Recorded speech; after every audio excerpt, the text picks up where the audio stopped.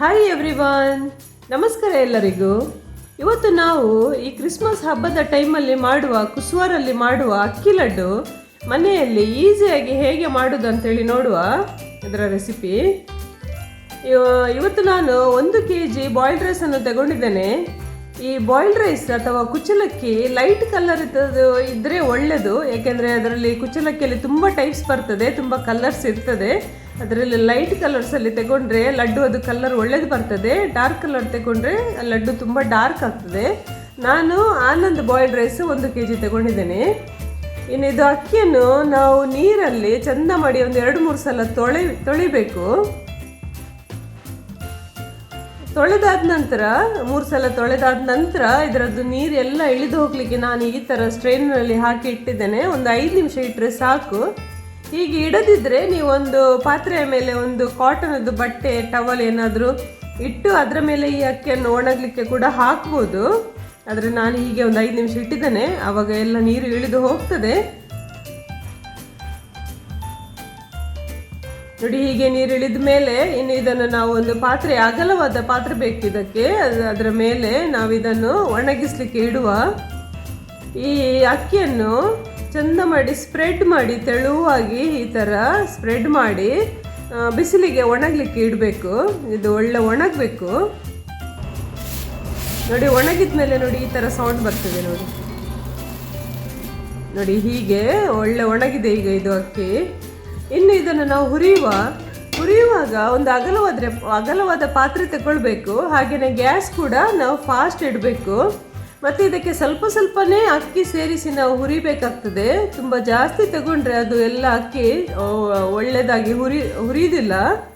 ಅದರಿಂದ ಸ್ವಲ್ಪನೇ ನಾವು ತಗೊಂಡು ಇದನ್ನು ಹುರಿಯುವ.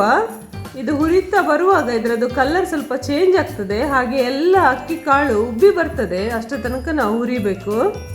ನೋಡಿ, ಇದರ ಕಲರ್ ಚೇಂಜ್ ಆಗಿದೆ. ಈ ಎಲ್ಲ ಅಕ್ಕಿ ಕಾಳು ಉಬ್ಬಿ ಬರೋದು ನಮಗೆ ಕಾಣ್ತದೆ. ಅಷ್ಟರ ತನಕ ಹುರಿದ್ರೆ ಸಾಕು. ಆದರೆ ಇದನ್ನು ನಾವು ಕಂಟಿನ್ಯೂಸ್ ಈ ಥರ ಸ್ಟರ್ ಮಾಡಬೇಕಾಗ್ತದೆ, ಇಲ್ಲಾಂದರೆ ಇದು ತಳ ಹಿಡಿತದೆ. ಯಾಕೆಂದರೆ ಗ್ಯಾಸ್ ಕೂಡ ನಾವು ಇದಕ್ಕೆ ಫಾಸ್ಟ್ ಇಡಬೇಕಾಗ್ತದೆ.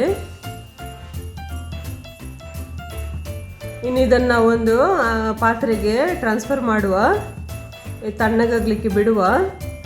ಇದೇ ಥರ ನಾವು ಇನ್ನು ಉಳಿದ ಅಕ್ಕಿ ಕೂಡ ಸ್ವಲ್ಪನೇ ಹಾಕಿ ಹುರಿದು ಈ ಥರ ತಣ್ಣಗಾಗಲಿಕ್ಕೆ ಇಡಬೇಕು.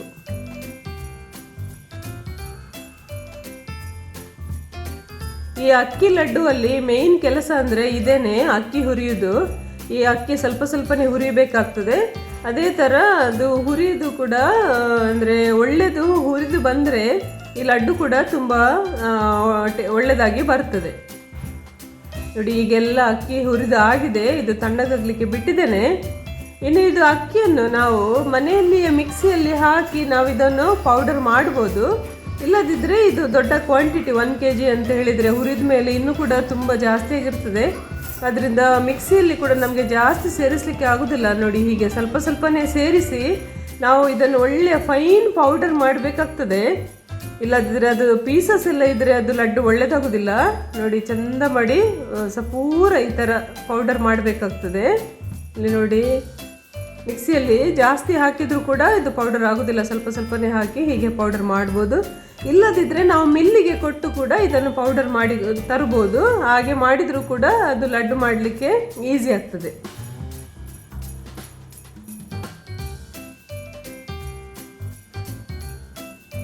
ಇನ್ನು 1 kg ಅಕ್ಕಿಗೆ ಒಂದು ದೊಡ್ಡ ತೆಂಗಿನಕಾಯಿ ಬೇಕಾಗ್ತದೆ.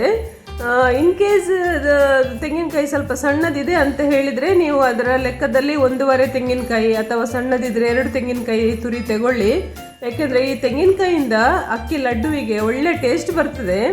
ಅದರಿಂದ 1 kgಗೆ ಒಂದು ದೊಡ್ಡ ತೆಂಗಿನಕಾಯಿ ಅಥವಾ ಮೀಡಿಯಮ್ ಆದರೆ 1.5 ತೆಂಗಿನಕಾಯಿ ತಗೊಳ್ಳಿ. ಮತ್ತು ಇದನ್ನು ನಾನಿದು ಗ್ರೇಟ್ ಮಾಡಿ ತಗೊಂಡಿದ್ದೇನೆ. ಇನ್ನು ಈ ತೆಂಗಿನಕಾಯಿಯನ್ನು ನಾವು ಸ್ವಲ್ಪ ಹುರಿಯುವ, ರೋಸ್ಟ್ ಮಾಡುವ. ಇದಕ್ಕೆ ನಾನು ಸ್ವಲ್ಪ ಗೀ ತಗೊಳ್ತಾ ಇದ್ದೇನೆ. ಗೀ ಇಲ್ಲ ಅಂತ ಹೇಳಿದರೆ ನೀವು ತೆಂಗಿನ ಎಣ್ಣೆ ಕೂಡ ತಗೊಳ್ಬೋದು. ಈ ತೆಂಗಿನ ಎಣ್ಣೆಯಲ್ಲಿ ಅಥವಾ ಗೀಯಲ್ಲಿ ಈ ತೆಂಗಿನಕಾಯಿಯನ್ನು ನಾವು ಹುರಿಯೋದ್ರಿಂದ ಈ ಲಡ್ಡು ಬೇಗ ಹಾಳಾಗೋದಿಲ್ಲ. ಅದೇ ಥರ ಲಡ್ಡುವಿಗೆ ಒಂದು ಒಳ್ಳೆ ಪರಿಮಳ ಬರ್ತದೆ.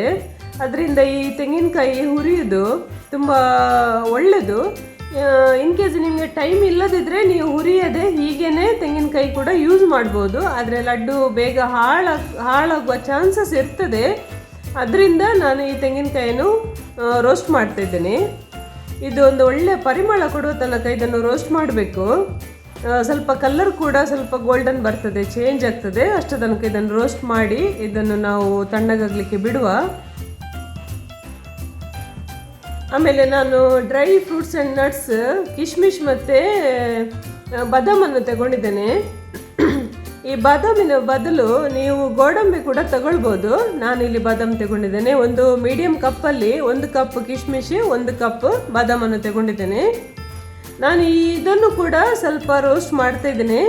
ಯಾಕೆಂತ ಹೇಳಿದರೆ ಇದೆಲ್ಲ ನಾವು ಸ್ವಲ್ಪ ರೋಸ್ಟ್ ಮಾಡಿ ಹಾಕಿದರೆ ಈ ಲಡ್ಡು ಬೇಗ ಹಾಳಾಗೋದಿಲ್ಲ. ಅದಕ್ಕೋಸ್ಕರ ಒಂದು ಸ್ವಲ್ಪ ಇದನ್ನು ಬಿಸಿ ಮಾಡಬೇಕಷ್ಟೇ.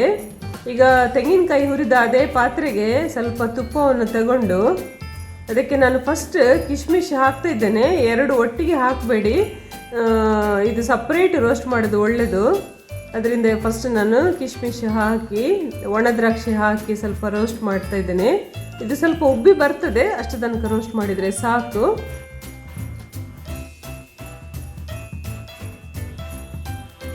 ಓಕೆ, ಈ ಒಣ ದ್ರಾಕ್ಷಿ ಆಯಿತು. ಇನ್ನು ಈಗ ನಾವು ಇದೇ ಪಾತ್ರೆಯಲ್ಲಿ ಆ ಬಾದಾಮನ್ನು ಹಾಕಿ ಒಂದು ಸ್ವಲ್ಪ ರೋಸ್ಟ್ ಮಾಡುವ. ಇದು ಕೂಡ ನಾವು ರೋಸ್ಟ್ ಮಾಡದೆ ಹಾಗೇನೆ ಪೌಡರ್ ಮಾಡಿ ಹಾಕ್ಬೋದು, ತಗೊಳ್ಬೋದು. ಆದರೆ ರೋಸ್ಟ್ ಮಾಡಿದರೆ ಸ್ವಲ್ಪ ಒಳ್ಳೆಯದು, ಯಾಕೆಂದರೆ ಇದರಲ್ಲಿ ನೀರಿನ ಪಸೆ ಎಲ್ಲ ಏನು ಇರುವುದಿಲ್ಲ. ಆಮೇಲೆ ಎಳ್ಳು ತಗೊಳ್ತಿದ್ದೇನೆ. ಸುಮಾರು 10ರಿಂದ 12 ಟೇಬಲ್ ಸ್ಪೂನ್ ಅಷ್ಟು ನಾನಿಲ್ಲಿ ಬಿಳಿ ಎಳ್ಳು ತಗೊಂಡಿದ್ದೇನೆ. ಇದನ್ನು ಕೂಡ ನಾವು ಸ್ವಲ್ಪ ರೋಸ್ಟ್ ಮಾಡಬೇಕು. ಇದು ರೋಸ್ಟ್ ಮಾಡುವಾಗ ಸ್ವಲ್ಪ ಪಟಪಟ ಅಂತೇಳಿ ಹೊಡಿತದೆ, ಹಾಗೆಯೇ ಉಬ್ಬಿ ಬರ್ತದೆ. ಅಷ್ಟು ತನಕ ರೋಸ್ಟ್ ಮಾಡಿದರೆ ಆಯಿತು. ಆಮೇಲೆ 1 kg ಅಕ್ಕಿಗೆ 1 kg ಬೆಲ್ಲ ಬೇಕಾಗ್ತದೆ. ಅರ್ಧ kg ಅಕ್ಕಿ ಮಾಡೋದಾದರೆ ಅರ್ಧ kg ಬೆಲ್ಲ ತಗೊಂಡ್ರೆ ಆಯಿತು. ನಾನು 1 kg ಅಕ್ಕಿ ತಗೊಂಡಿದ್ದೇನೆ. ಆಮೇಲೆ ಹುಡಿ ಮಾಡಿ ಇಟ್ಟಿದ್ದೇನೆ 1 kg ಬೆಲ್ಲ.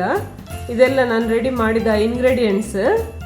ಈಗ ನಾನು ಫಸ್ಟ್ ಬಾದಾಮನ್ನು ಪೌಡರ್ ಮಾಡ್ತಾ ಇದ್ದೇನೆ. ಇನ್ ಕೇಸ್ ನಿಮಗೆ ಲಡ್ಡುವಲ್ಲಿ ಬಾದಾಮ ಸಣ್ಣ ಸಣ್ಣ ತುಂಡು ತಿನ್ನಲಿಕ್ಕೆ ಇಷ್ಟ ಆದರೆ ನೀವು ಆ ಥರನೇ ಸ್ವಲ್ಪ ರಫ್ ಇದು ಕೋರ್ಸ್ ಇದು ಮಾಡಿ ಇಡಿ, ಪೌಡರ್ ಮಾಡಿ ಇಡಿ. ನಾನು ಸ್ವಲ್ಪ ಜಾಸ್ತಿ ಒಳ್ಳೆಯ ಪೌಡರ್ ಮಾಡಿ ಇದಕ್ಕೆ ಮಿಕ್ಸ್ಚರ್ ಮಾಡ್ತಿದ್ದೇನೆ. ಆಮೇಲೆ ರೋಸ್ಟ್ ಮಾಡಿದ ಈ ತೆಂಗಿನಕಾಯಿ ಮತ್ತು ಬೆಲ್ಲ 2 ಕೂಡ ಸ್ವಲ್ಪ ಸ್ವಲ್ಪ ಪೋರ್ಷನಲ್ಲಿ ಹಾಕಿ ಇದನ್ನು ನಾವು ಗ್ರೈಂಡ್ ಮಾಡಬೇಕು. ನೋಡಿ, ಈ ಥರ ಪೇಸ್ಟ್ ಮಾಡಬೇಕು. ಯಾಕೆಂದರೆ ನಮಗೆ ಲಡ್ಡು ಮಾಡಲಿಕ್ಕೆ ಬರಬೇಕಾದ್ರೆ ಈ ಬೆಲ್ಲ ಸ್ವಲ್ಪ ಈ ಥರ ಪೇಸ್ಟ್ ಆಗಬೇಕು, ನೀರಾಗಬೇಕು. ಸೊ ತೆಂಗಿನಕಾಯಿ ಮತ್ತು ಬೆಲ್ಲ ಒಟ್ಟಿಗೆ ಹಾಕಿ ನಾವು ಈ ಥರ ಪೇಸ್ಟ್ ಮಾಡಿ ಮಿಕ್ಸ್ಚರನ್ನು ರೆಡಿ ಮಾಡಿ ತಗೊಳ್ಳುವ. ಇದು ಒಂದೇ ಸಲಕ್ಕೆ ಹಾಕಲಿಕ್ಕೆ ಆಗೋದಿಲ್ಲ. ಅದರಿಂದ ಸ್ವಲ್ಪ ಸ್ವಲ್ಪ ಪೋರ್ಷನಲ್ಲಿ 1-2 ಸಲ ಅಥವಾ 3 ಸಲ ಈ ಥರ ಡಿವೈಡ್ ಮಾಡಿ ಮತ್ತು ಸ್ವಲ್ಪ ತೆಂಗಿನಕಾಯಿ ತುರಿ ಹಾಗೆಯೇ ಸ್ವಲ್ಪ ಬೆಲ್ಲವನ್ನು ಹಾಕಿ ಪೇಸ್ಟ್ ಮಾಡಿ ಈ ಎಲ್ಲ ಮಿಕ್ಸ್ಚರನ್ನು ಒಂದು ದೊಡ್ಡ ಪಾತ್ರೆಗೆ ರೆಡಿ ಮಾಡಿ ತಗೊಳ್ಳಿ. ಇಲ್ಲಿ ನಾನು 2 ಟೀ ಸ್ಪೂನ್, 1 ಟೇಬಲ್ ಸ್ಪೂನು, ಇಲ್ಲ ಅಂತೇಳಿದರೆ 2 ಟೀ ಸ್ಪೂನಷ್ಟು ಎಲೈಚಿ ಪೌಡರ್, ಪುಡಿ ಮಾಡಿದ್ದು ಎಲೈಚಿ ಪೌಡರ್. ಆಮೇಲೆ ಸ್ವಲ್ಪ ಉಪ್ಪು, ಅಂದರೆ ಸಾಧಾರಣ 2 ಚಿಟಿಕೆಯಷ್ಟು ಉಪ್ಪು ಸಾಕು. ಆಮೇಲೆ ರೋಸ್ಟ್ ಮಾಡಿರುವ ಎಳ್ಳು ಮತ್ತು ಒಣ ದ್ರಾಕ್ಷಿ ಇದೆಲ್ಲವನ್ನು ಇದಕ್ಕೆ ಸೇರಿಸ್ತಾ ಇದ್ದೇನೆ. ಇದಕ್ಕೆ ಪುನಃ ನಾನು 1 ಟೀ ಸ್ಪೂನ್ ಅಷ್ಟು ಗೀ, ತುಪ್ಪವನ್ನು ಸೇರಿಸ್ತಾ ಇದ್ದೇನೆ. ಈ ತುಪ್ಪದಿಂದ ಒಳ್ಳೆ ಪರಿಮಳ ಬರ್ತದೆ ಲಡ್ಡುವಿಗೆ. ಈಗ ಇವೆಲ್ಲವನ್ನು ಹಾಕಿ ನಾವು ಈ ಮಿಕ್ಸ್ಚರನ್ನು ಫಸ್ಟ್ ಒಳ್ಳೆ ಮಿಕ್ಸ್ ಮಾಡುವ. ಇವೆಲ್ಲವೂ ಫಸ್ಟ್ ಒಳ್ಳೆ ಮಿಕ್ಸ್ ಆದರೆ ಆಮೇಲೆ ನಾವು ಇದಕ್ಕೆ ರೆಡಿ ಮಾಡಿಟ್ಟಿರುವ ರೈಸ್ ಪೌಡರ್, ಅಕ್ಕಿಯ ಪೌಡರನ್ನು ಸ್ವಲ್ಪ ಸ್ವಲ್ಪನೇ ಸೇರಿಸಿ ಮಿಕ್ಸ್ ಮಾಡಲಿಕ್ಕೆ ಈಸಿ ಆಗ್ತದೆ ನಮಗೆ. ಅಕ್ಕಿ ಪೌಡರನ್ನು ಕೂಡ ಹಾಗೆ ನಾವು ಸ್ವಲ್ಪ ಸ್ವಲ್ಪನೇ ಇದಕ್ಕೆ ಸೇರಿಸಬೇಕು. ಸೇರಿಸಿ ಈ ಮಿಕ್ಸ್ಚರ್ ಜೊತೆಗೆ ಎಲ್ಲ ಮಿಕ್ಸ್ ಮಾಡುವ.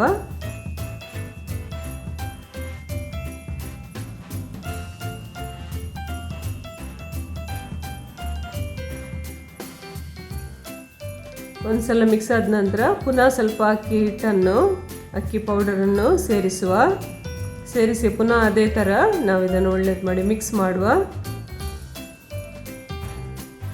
ಹೀಗೆಲ್ಲ ಮಿಕ್ಸ್ಚರ್ ರೆಡಿ ಆದಮೇಲೆ ನಾವು ಇದನ್ನು ಲಡ್ಡು ಅಥವಾ ಉಂಡೆ ಕಟ್ಟುವ, ಲಡ್ಡು ಮಾಡುವ.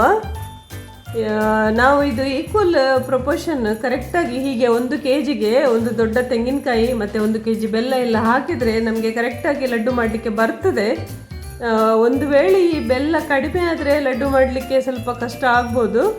ನಾವು ಕರೆಕ್ಟಾಗಿ ಹಾಕಿದರೆ ಬರ್ತದೆ. ಬರಲಿಲ್ಲ ಅಂತೇಳಿದರೆ ನೀವು ಇನ್ನು ಸ್ವಲ್ಪ ಬೆಲ್ಲವನ್ನು ಸೇರಿಸಿ. ಆದರೆ ನಾನು ನೋಡಿ ಕರೆಕ್ಟ್ 1 kg ಅಕ್ಕಿಗೆ 1 kg ಬೆಲ್ಲ ಸೇರಿಸಿದ್ದೇನೆ. ನೋಡಿ ಈ ಥರ 1 kgಯಲ್ಲಿ ಸಾಧಾರಣ 50ರಿಂದ 60 ಲಡ್ಡು ತನಕ ನಮಗೆ ಮಾಡ್ಬೋದು. ಹಾಗೆಯೇ ತುಂಬ ರುಚಿಕರವಾದ, ಪರಿಮಳವಾದ, ಹಾಗೆ ಹೆಲ್ದಿಯಾಗಿರುವ ಅಕ್ಕಿಯ ಲಡ್ಡು ಮನೆಯಲ್ಲಿಯೇ ನಾವು ಈಸಿಯಾಗಿ ರೆಡಿ ಮಾಡ್ಬೋದು. ಒಂದು ಈಸಿ ರೆಸಿಪಿಯನ್ನು, ಕುಸುವ ರೆಸಿಪಿಯನ್ನು ನಾನು ನಿಮ್ಮ ಜೊತೆಗೆ ಶೇರ್ ಮಾಡಿದ್ದೇನೆ. ಇದು ನೋಡಿ, ಓಪನ್ ಮಾಡಿ ಕಟ್ ಮಾಡಿದರೆ ನೋಡಿ ಎಷ್ಟು ಸಾಫ್ಟಾಗಿ ಕಟ್ ಆಗ್ತದೆ. ತಿನ್ನಲಿಕ್ಕೆ ಕೂಡ ತುಂಬ ಈಸಿ ಹಾಗೂ ತುಂಬ ಟೇಸ್ಟಿಯಾಗಿರುವ ಒಂದು ಈಸಿ ರೆಸಿಪಿ. ಇದನ್ನು ನೀವು ಲೈಕ್ ಮಾಡಿ, ಬೇರೆಯವ್ರಿಗೂ ಶೇರ್ ಮಾಡಿ ಹಾಗೂ ಈ ಚಾನಲನ್ನು ಸಬ್ಸ್ಕ್ರೈಬ್ ಮಾಡಿ. Thank you so much.